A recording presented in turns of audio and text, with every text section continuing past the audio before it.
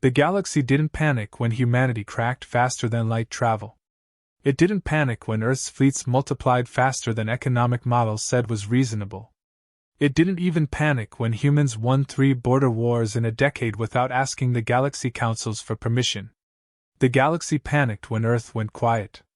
At exactly 3:17 Galactic Standard Time, every human ambassador, across 12 council chambers, on stations orbiting dying stars and glittering cores alike, stood up at the same moment.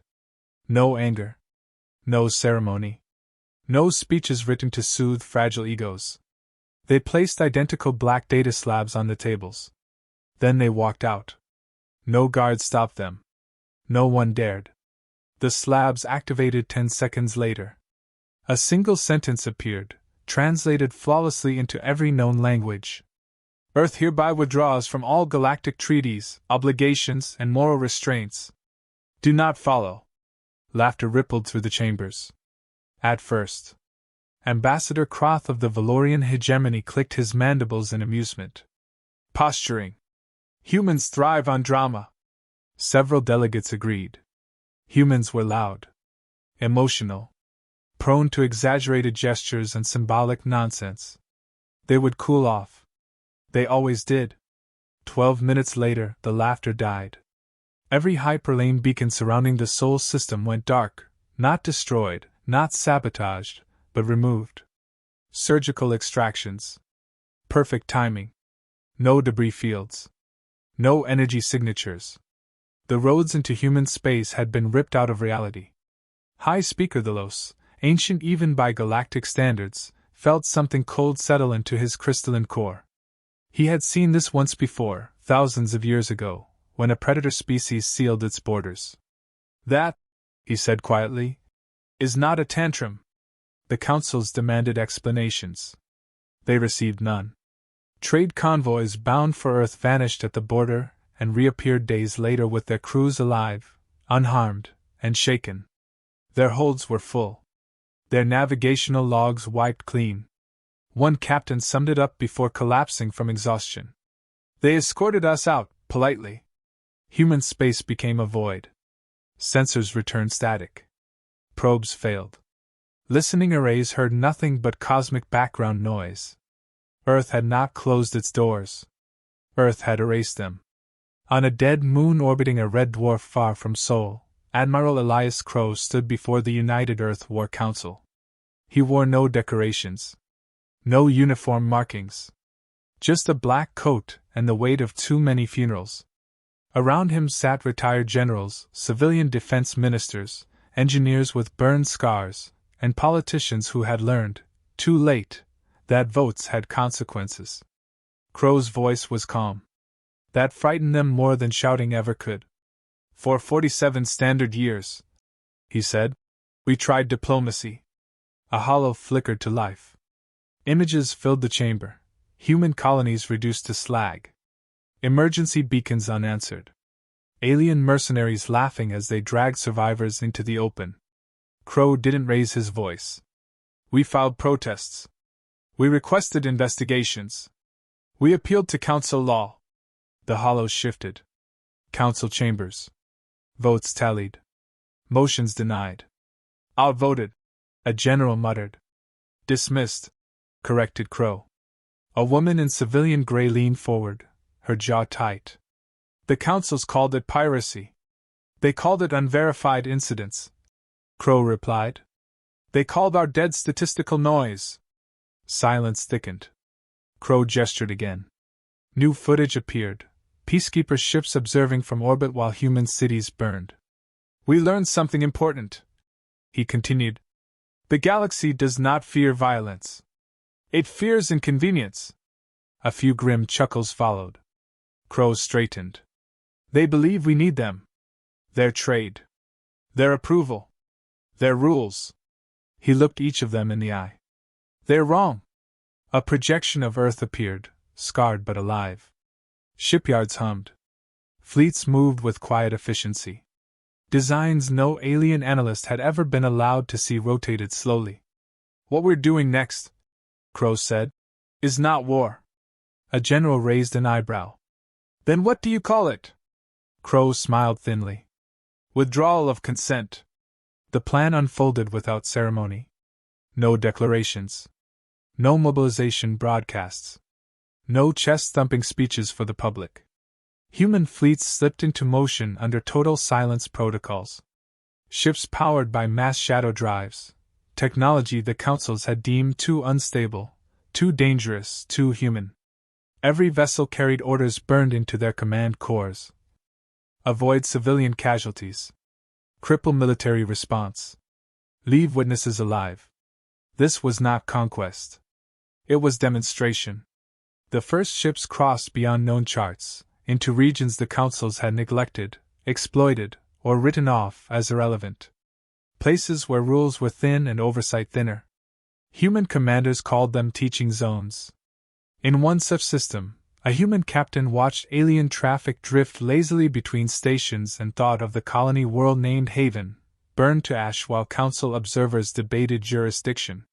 Signal check, he ordered. Negative, his comms officer replied. We're ghosts. The captain nodded. Good. Space bent. 3 human cruisers tore into real space inside the system's gravity well, alarms screaming too late for anyone to understand what was happening. A trade station tried to broadcast. A single precision strike erased the comm array. Human Marines readied boarding pods, armor matte black, insignias hand-painted. Not for intimidation. For remembrance. As they launched, the captain sent one open-channel transmission. We are not here to rule you. We are here to remind you. The galaxy would learn soon enough. Earth was done asking for justice. And predators don't announce themselves twice. The first system to fall wasn't important. That was the point. A minor trade hub on the fringe of the Trellick Combine, neutral, complacent, and in the Council's view, irrelevant, never even saw it coming. Their sensors flickered, misread, and then, nothing.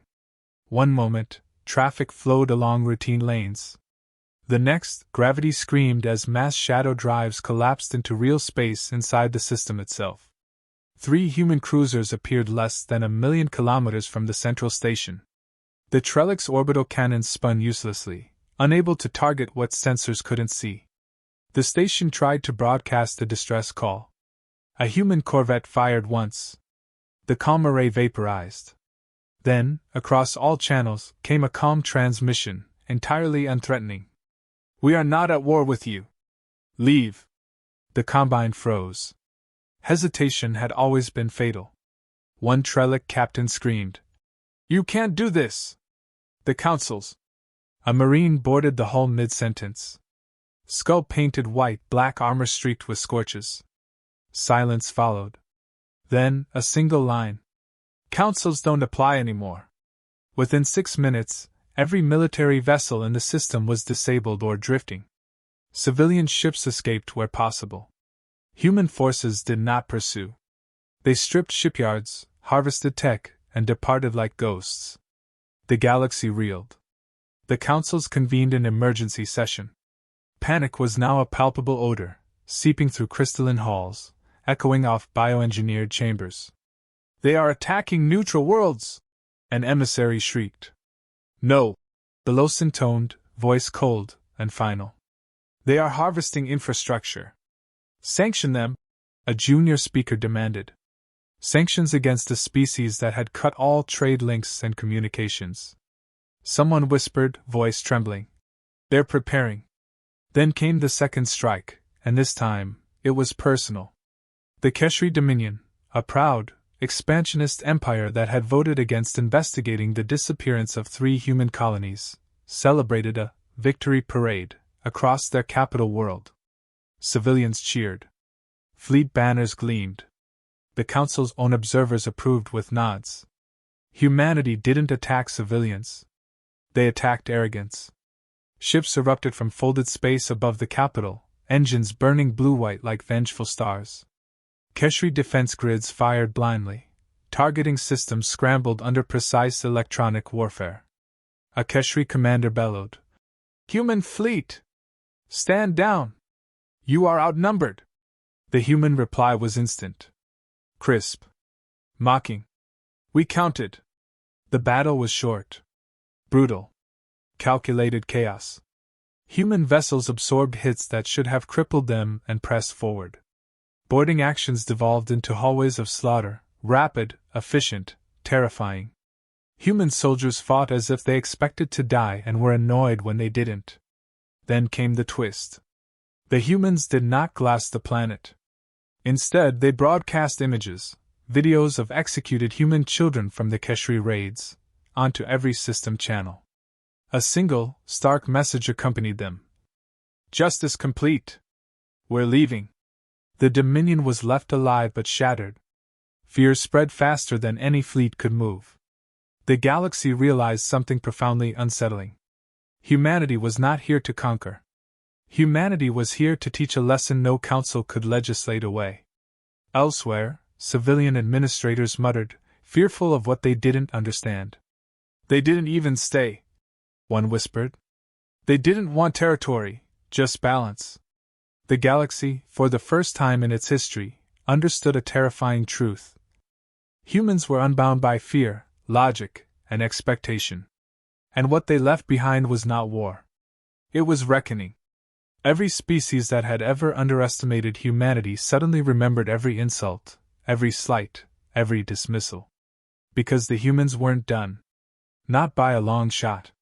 And for every system left trembling, for every fleet left in ruins, the message was clear.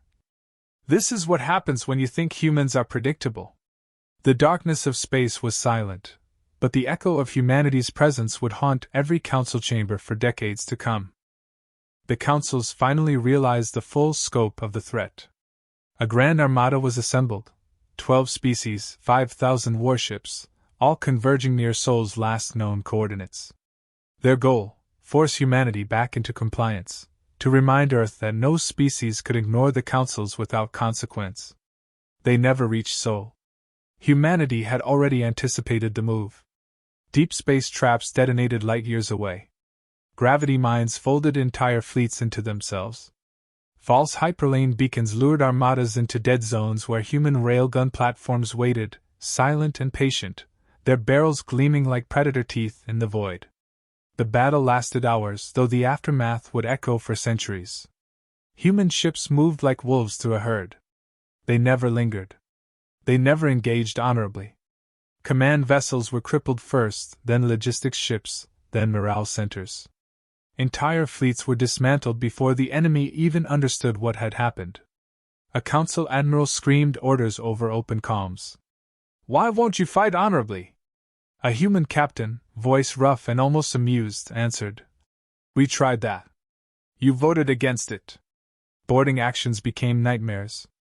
Human soldiers used everything: slug throwers, experimental plasma cutters, improvised weapons that no council strategist could anticipate.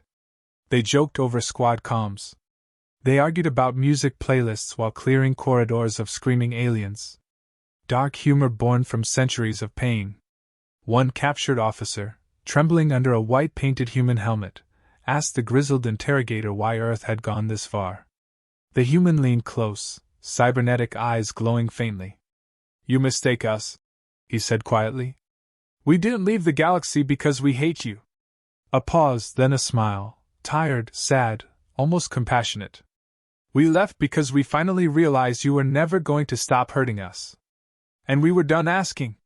Weeks later, the councils received a final transmission from Earth. A map of space unfolded across screens, showing hyperlanes, stargates, and colonies far beyond any known charts. Humanity had reached beyond the galaxy, beyond maps, beyond imagination. And with it came a single line, flashing across every channel in perfect translation.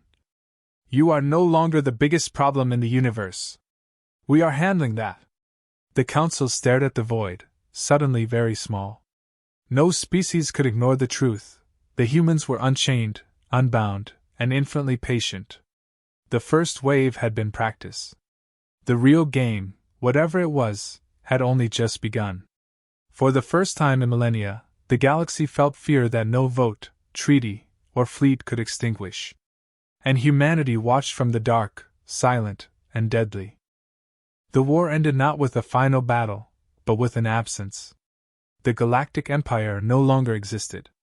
Not because humans had taken the throne, not because they had claimed dominion.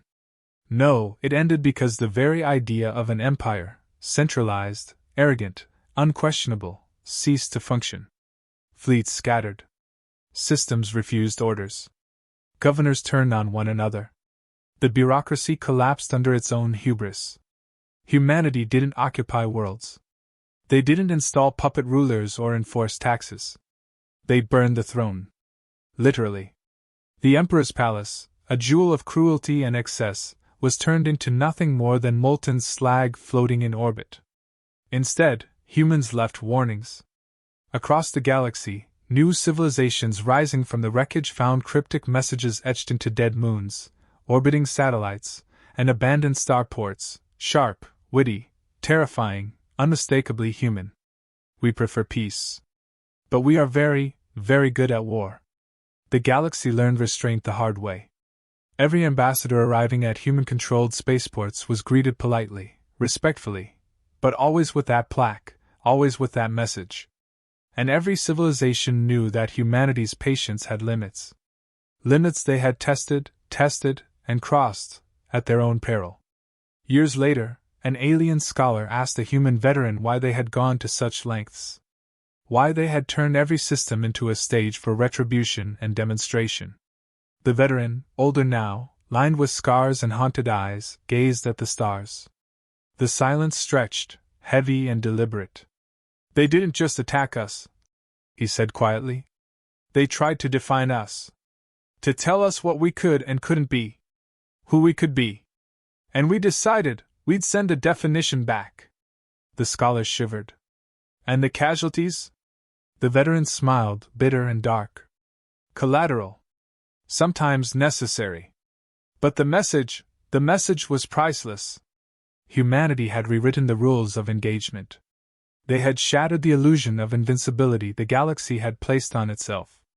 They had proven that the underestimated species, the primitive, emotional mammals, were not only clever, adaptive, and resilient, but capable of unpredictable genius and terrifying wrath.